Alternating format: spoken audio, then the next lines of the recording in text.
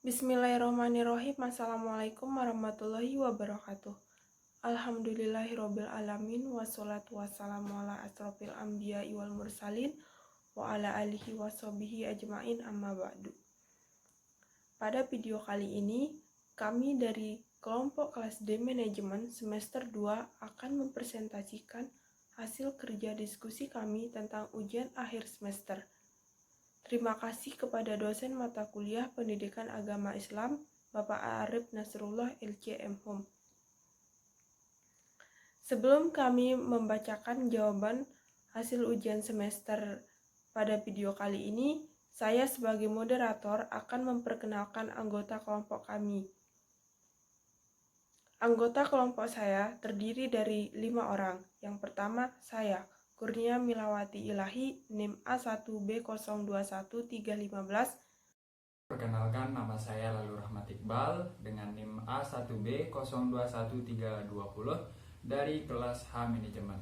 Perkenalkan, nama saya Karisma Putri dari Prodi Manajemen kelas H dengan NIM A1B021313. Perkenalkan, nama saya Imanda Lestari, NIM A1B021308. Di sini saya akan menjawab pertanyaan nomor 4 yang Perkenalkan, nama saya Febria Handayani dari kelas Manajemen H dengan NIM A1B021293. Ini saya akan menjawab pertanyaan tentang sebutkan dan jelaskan kaidah-kaidah dasar fikih dan contoh implementasi di kehidupan sehari-hari. Nah, perlu diketahui bahwa kaidah fikih ini merupakan kaidah yang berasal dari simpulan dalil Al-Quran dan sunnah terkait hukum-hukum fikih. Ada banyak sekali kaidah fikih yang dihasilkan oleh para ulama, akan tetapi ada 5 kaidah umum dan kaidah utamanya. 5 kaidah fikih itu diantaranya adalah yang pertama yaitu perkara tergantung tujuannya. Kaidah fikih ini berasal dari hadis Nabi, yaitu sesungguhnya amalan itu tergantung pada niatnya. Kaidah ini menegaskan bahwa setiap amalan yang dilakukan seseorang akan sangat tergantung dari niatnya. Apakah amalan itu diterima oleh Allah atau tidak, tergantung pada keikhlasan niat orang yang beramal. Kaidah ini juga berarti bahwa setiap amalan mubah bisa menjadi ibadah jika dilakukan dengan niat ibadahnya. Contoh dari kaidah ini di kehidupan sehari-hari yaitu diantaranya yaitu duduk di masjid, bisa jadi sekedar untuk beristirahat atau dengan tujuan untuk itikaf, tergantung pada niatnya. Yang kedua itu memberi harta kepada orang lain, bisa jadi untuk zakat atau kafarah atau sekedar sedekah, biasa tergantung juga dari niatnya. Dan juga menyembelih binatang bisa jadi untuk ibadah, kurban atau akikah atau sekedar untuk makan-makan biasa, itu juga tergantung niatnya. Kaidah yang kedua yaitu keyakinan tidak bisa dihilangkan dengan keraguan.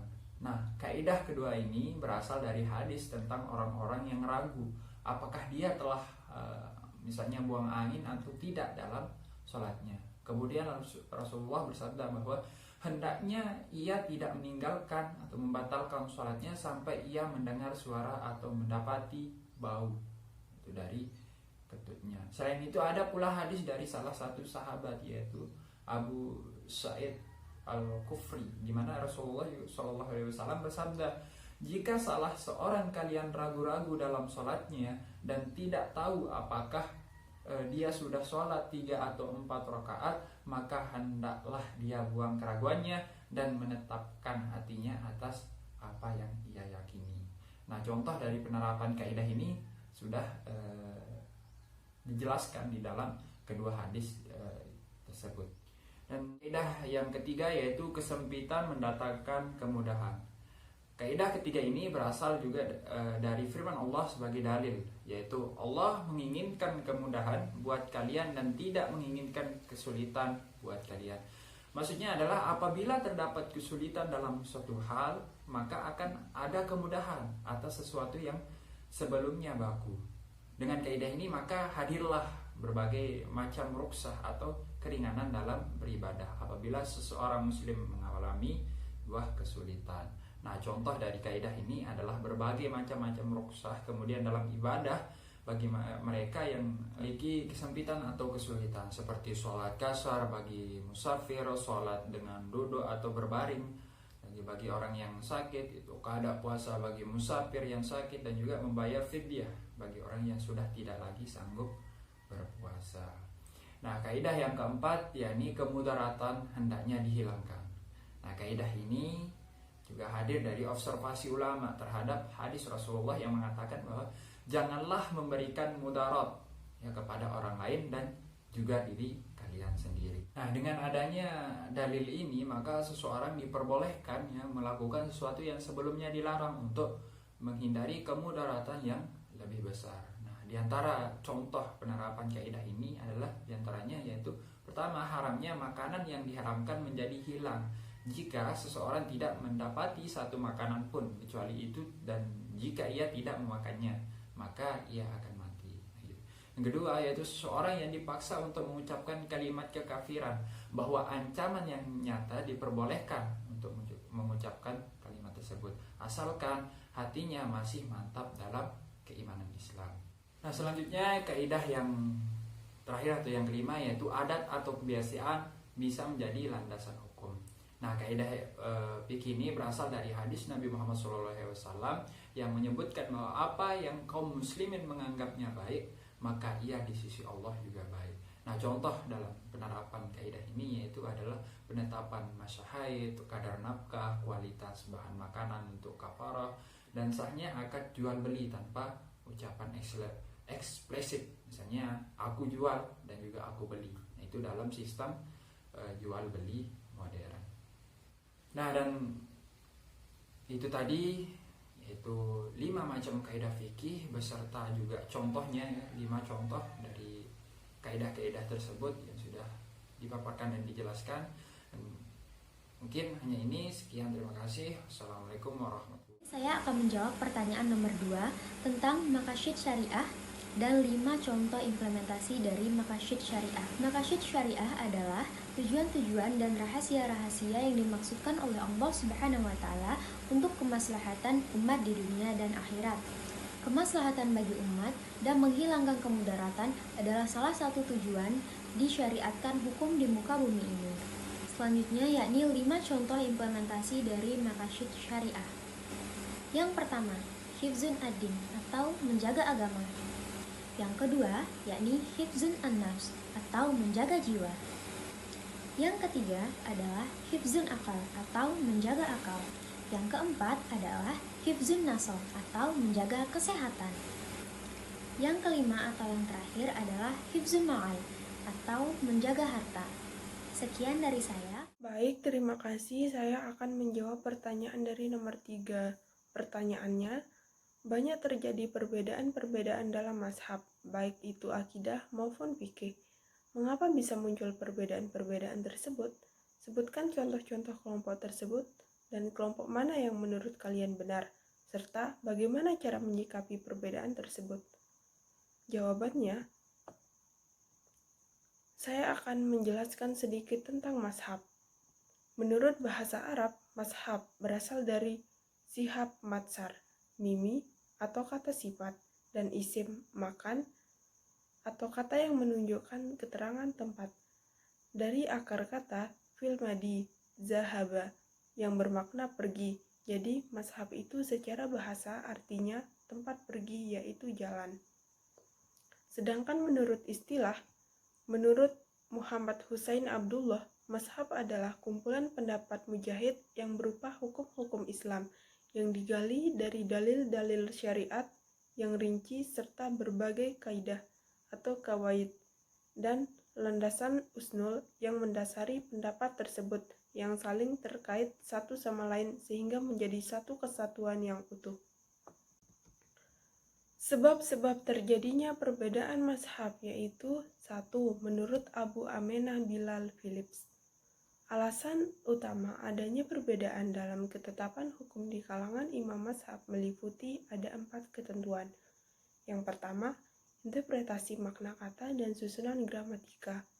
2. Riwayat hadis atau keberadaannya, kesasihannya, syarat-syarat penerimaan, dan interpretasi atas teks hadis yang berbeda. 3. Diakuinya penggunaan prinsip-prinsip tertentu atau ijma, tradisi, ihsan, dan pendapat sahabat. Yang keempat, metode-metode kias. 2. Menurut Abdul Wahab Khalaf, perbedaan penetapan hukum tersebut berpangkal pada 3 persoalan.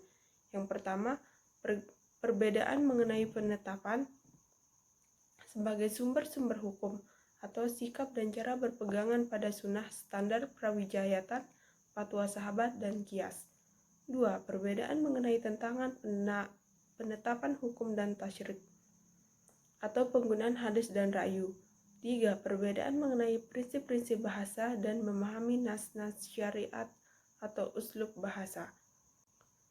Adapun yang ketiga, menurut Muhammad Zuhri, membagi dalam 3 penyebab terjadinya ihtilaf mazhab.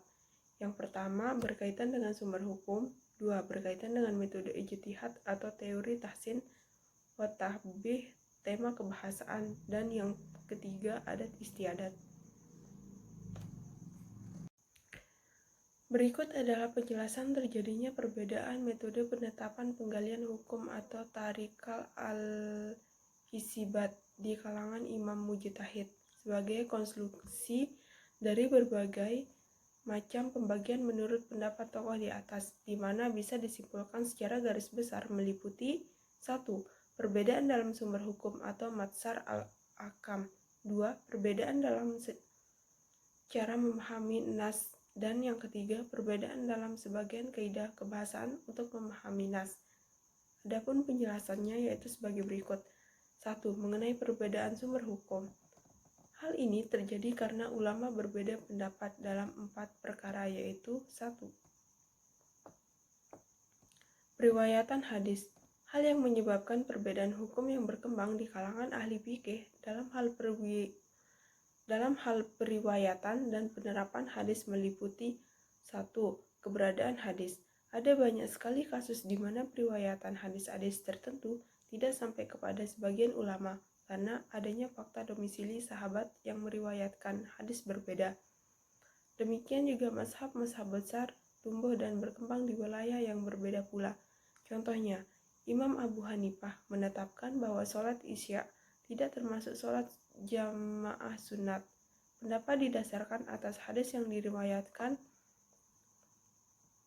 oleh Anas bin Malik di mana Nabi SAW dalam suatu kesempatan berdoa secara spontan, meminta hujan tanpa melakukan sholat.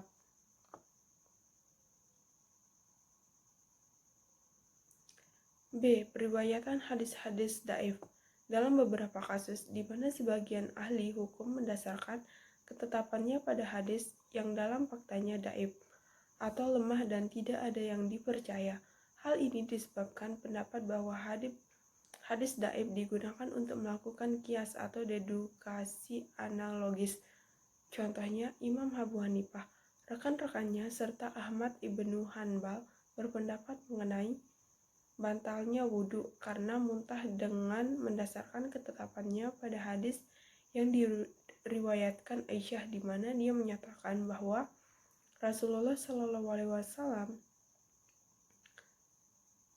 pernah berkata, barang siapa yang mengalami muntah mimisan atau muntah karena mual-mual hendaknya membatalkan sholatnya.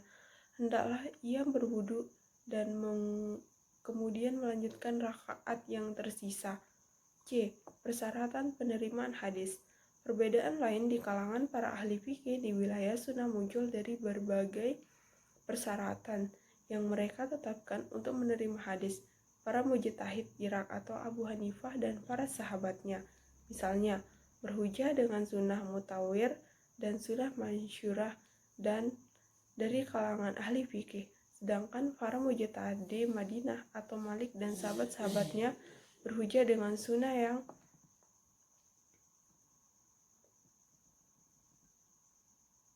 diamalkan penduduk Madinah. Adapun iman-iman mujtahid lainnya berhujjah dengan hadis yang diriwayatkan oleh perawi yang adil dan istiqah tanpa melihat mereka dari kalangan ahli fikih atau bukan dan apakah sesuatu amalan ahli Madinah ataupun bertentangan. 2. Fatwa sahabat dan kedudukannya. Tidak ada perbedaan pendapat di antara ulama bahwa fatwa atau perkataan sahabat yang tidak hanya didasarkan pikiran semata-mata adalah menjadi hujah bagi umat Islam. Hampir semua Ahli usul fikih menyatakan hal ini yang serupa ketika membahas tentang fatwa sahabat. Alasannya bahwa apa yang dikatakan para sahabat tentu berdasarkan apa yang didengarkan dari Rasulullah SAW. 3. Subjek dan hakikat kehujahan ijma. Para mujtahid berbeda pendapat mengenai subjek atau pelaku ijma dan hakikat kehujahannya.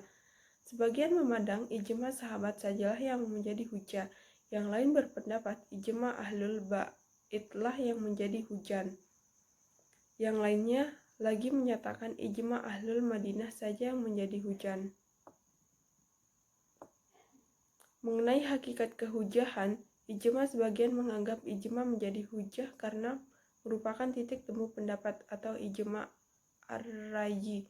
Yang lainnya menganggap hakikat kehujahan ijma bukan karena merupakan titik temu pendapat, tetapi karena menyikapi adanya dalil dari as-sunnah. 4. Ikhtilaf di sekitar qiyas. Sebagian mujtahid seperti ulama Zahariyah mengingkari kehujanan qiyas sebagai sumber hukum, sedangkan mujtahid lainnya menerima qiyas sebagai sumber hukum sesudah Al-Quran, as-sunnah, dan ijma. Secara umum, sebab-sebab terjadinya perbedaan mazhab sebagaimana yang sudah dipaparkan dalam makalah ini. Sesungguhnya intinya atau meminjam bahasanya dari Profesor Dr. Haji Ahmad Zahro MA, lebih dikarenakan karena dua hal. Yang pertama, karena wewenang seseorang mujtahid selaku pemegang otoritas. Yang kedua, adanya perbedaan interpretasi atau penafsiran sesuai dengan kapasitas atau kedalaman keilmuan seorang mujtahid. Baik, terima kasih. Mungkin ini saja jawaban dari nomor 3. Pertanyaan selanjutnya akan dijawab oleh teman saya. Terima kasih. Di sini saya akan menjawab pertanyaan nomor 4 yang berbunyi, mengapa Indonesia dengan mayoritas penduduk Islam tidak menerapkan hukum Islam dalam pemerintahannya? Jawabannya, walaupun Indonesia memiliki penduduk dengan mayoritas Islam, bukan berarti hukum Islam bisa diterapkan secara seutuhnya. Karena di sisi lain, Indonesia juga memiliki agama-agama lain seperti Hindu, Buddha, Kristen, Konghucu, dan Protestan. Jika hukum Islam diterapkan secara seutuhnya, pasti akan ada hukum-hukum Islam yang bertentangan dengan hukum agama lain. Selain itu, ada beberapa hal yang seharusnya tetap menjadi urusan pribadi antara umat itu sendiri dengan Tuhannya. Contohnya seperti hukum memakan babi dan hukum meminum khamar. Itu seharusnya tidak diatur dalam hukum, tapi itu biarkan saja menjadi hubungan antara dia dengan Tuhannya. Karena itu, Pancasila sebagai sumber hukum yang sudah ada dan dirancang sudah tepat. Mengenai kenapa agama Islam sampai saat ini tetap eksis di kalangan para manusia atau di setiap negara, dan apa saja nih tantangan dari agama Islam yang sudah mereka lewati sejak zaman ditunjuknya Nabi Muhammad sebagai Nabi terakhir. Baik, kalau kita hitung-hitung dari zaman Nabi Muhammad diangkat sebagai Nabi, yaitu pada zaman 611 sampai sekarang. Jadi Islam itu sudah berumur kurang lebih 1411 tahun. Dari tahun 611 sampai 2022.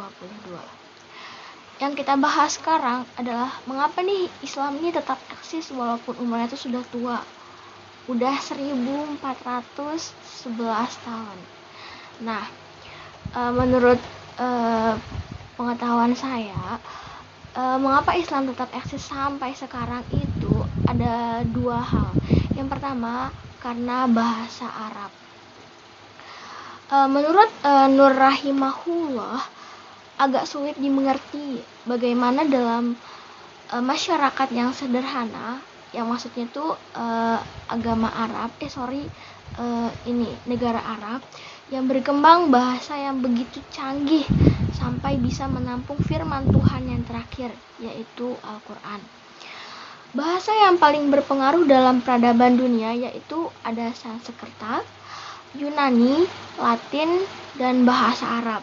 Dan yang 3 pertama tadi sudah mati. Tapi bahasa Arab masih hidup.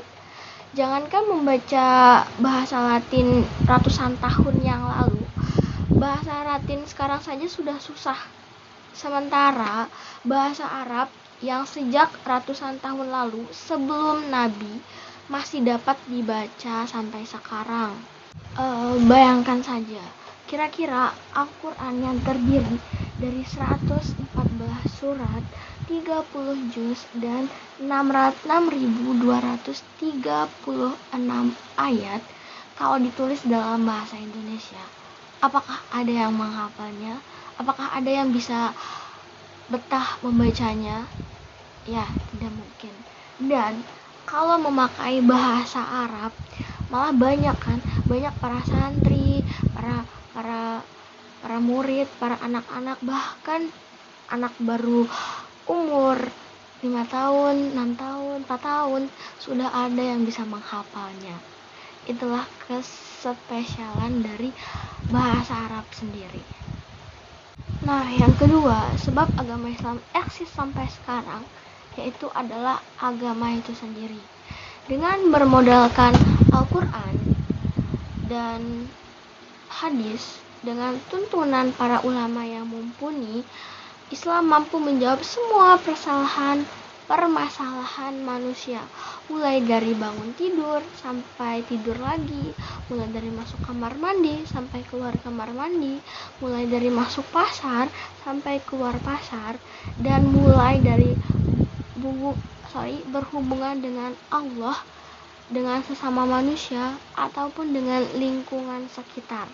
Itu sudah tuntas dibahas di dalam Al-Quran.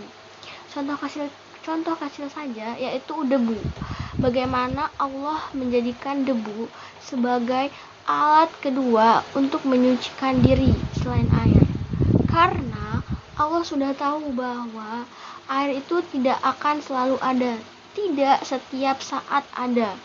Jadi Allah menciptakan debu sebagai alat menyucikan diri setelah air, karena dimanapun akan ada debu, tidak bakal tidak ada debu. Kayak gak mungkin tidak ada, maksudnya tidak mungkin tidak ada debu, dimanapun itu pasti ada debu.